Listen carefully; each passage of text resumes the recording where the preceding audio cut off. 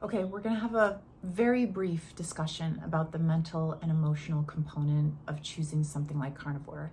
Because we talk a lot about our bodies, we talk a lot about A1C, we talk a lot about insulin, we talk a lot about glucose, we talk a lot about weight loss, we talk about fat loss, we talk about our hair, skin, and nails. But what do we not talk about the most is our mind and emotions. And that is the one thing that most often causes people to derail from carnivore. It's not the physical part, it's usually the chatter that persists in our mind, or the fact that we are extremely vulnerable because we've turned our life on its head and brought a cumulative life story to what we're currently doing now, which is carnivore, which is probably very different than what we were doing before, even if it was keto. So it's drastic. And my biggest question to you is, are you giving yourself enough grace? Are you seeing your emotions for the part that they play when it comes to your food choices? Are you doing what other people are doing without listening to your own unique body and your own unique needs? And if you're not, what's probably happening is that you are letting your mind and emotions get the best of your carnivore intentions.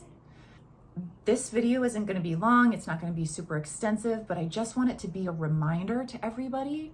I will be a carnivore infant for the next 2 years. I'm only about 100 days in. I am not claiming that I've figured anything out yet. I've done a fat fast, a sardine fast, I did high fat.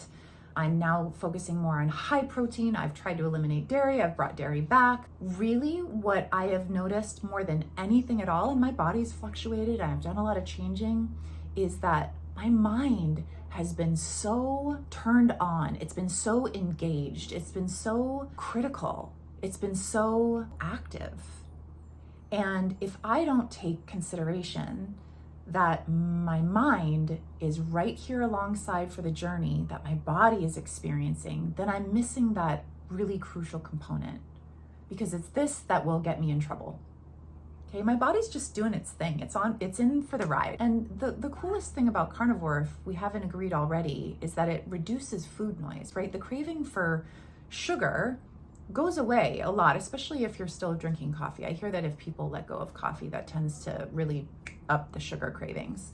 But if you're drinking coffee and you're doing your carnivore thing and you're not consuming more than 10 carbohydrates a day, God forbid it comes from your egg yolks or a little bit of dairy that you consume, you are doing it. You're doing this carnivore thing. And the craving for things off the carnivore plan probably isn't tugging at you. But here's the thing, if it is, or if your favorite influencer has now begun to include fruit and vegetables or some form of carbohydrates, and you're scratching your head as to, well, maybe that's what I should do, that is your head talking. And it's okay, because we're all highly influenced, but we're also very, very vulnerable, especially in the beginning stages of carnivore. And let's say you've been doing this for 3 years. Let's say you've been doing this for 5 years. The truth is that the only right thing that any of us can do is to do right by our own body. If your body is telling you that this isn't right or you need to make tweaks, then that's an appropriate move to make. But if your mind is saying, I should do what they're doing because there's somebody that I'm inspired by, and your body is fine right where it is, then that's a bit of a misalignment. So I really think that there's an important place for therapy in this drastic shift that we've made. And whether it's me you talk to or your own therapist or a coach, I think somebody who's versed in ketogenesis and the connection between mitochondria and or your metabolic health and your mental health would probably be really helpful. But making sure that you consider yourself as a whole organism being brought to this thing that's now flipped on its head. And it's not just a physical transformation. You're not just here to lose weight. That's why carnivore it's not just a diet that you do to get beach body ready. It's something that you choose because it's incredibly courageous And it's very controversial and it's very radical and it's somewhat rebellious, but you're doing it because you want the very best for yourself and you're willing to put yourself in the seat of the experiment. And you're willing to be the one wearing the lab coat, looking in the little petri dish of your life, okay? So don't forget that your mind and emotions play a really critical role in how well you do. So check in with yourself. Check in. Let me just take this and be really personal about it, okay? I have been going through lots of ups and downs, but I would say I'm generally happier on carnivore than I've been at any point in my life.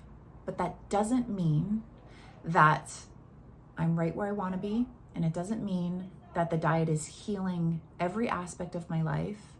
It means that I have to continue showing up for life. I pay my bills, I show up for my relationships, I open my mouth, I exercise communication, I show up for my work and my kids. That's not all carnivore, that's also me, right?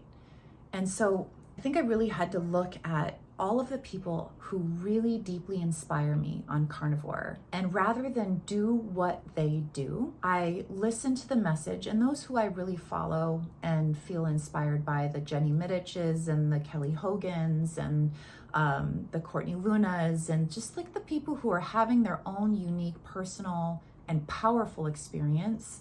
The one message I hear coming off of those who I'm influenced by is, don't be dogmatic. Show up for your body, and your body might tell you something very different from my body. And so I've dabbled with, should I take dairy out? Should I only do lion diet? Should I do high fat? Should I do higher protein? No matter what, carnivore is not a low fat protocol. Thank God. But how much added fat you add to your carnivore protocol is completely up to you. Turns out, I don't think I thrive with a lot of fat. Just doesn't work for me. I was disappointed when I came to discover that. I tend to have more energy and mental clarity when I do high protein. I also started tracking. That blew me out of the water, because for me to look at calories and protein content and fat grams, that was not even something I did when I was vegan. So to do it now on carnivore makes me wonder, sometimes when I'm letting my mind and emotions, when I let that critical narrative or that critical voice take over, would say, you know, oh, look at you micromanaging, or you getting so mathematical about this highly intuitive process, because the Anthony Chaffees and the Ken Berries say, you know, that's not what our ancestors would have done in nature. But neither would any of our ancestors shop at Costco. You know, so this is such a unique, I really, it's like I have to sit back in my own seat and say, what works for me? Honestly, tracking really works for me right now. Eating within, it's not even like a caloric limit, because I'm like, oh my God, I haven't eaten enough, like I'm trying to hit 1,900, 2,000 calories. And sometimes it's like, oh my gosh, I gotta like pile in more food to make sure that that happens. Because I think, at least inclination wise, when I was vegan, I don't even know if I was eating upwards of 1,500 calories. It probably just wasn't adequate until those days where I was absolutely starving and overate. But the truth is that eating 2 to 3 meals a day serves me best. Tracking serves me best.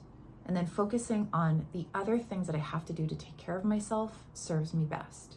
I got a yoga membership, so I'm now at the yoga studio in the morning. Talk about rendered fat. I'm just dripping in sweat, and I'm flowing, and I'm stretching, and I'm moving, and that has nothing to do with carnivore.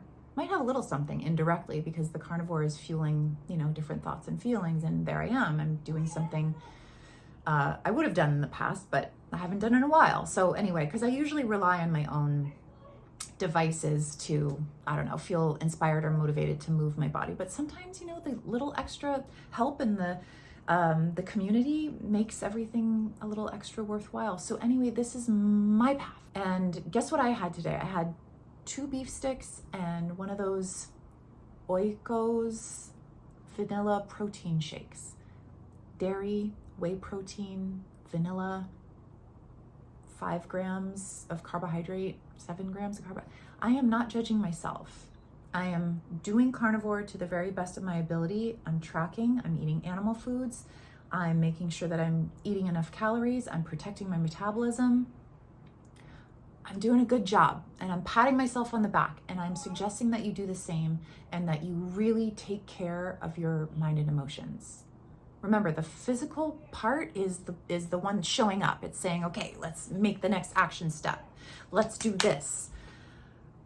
And let's also heal. And that's major, but you gotta recognize that this up here is the thing that we really, really need to nurture in addition to our bodies.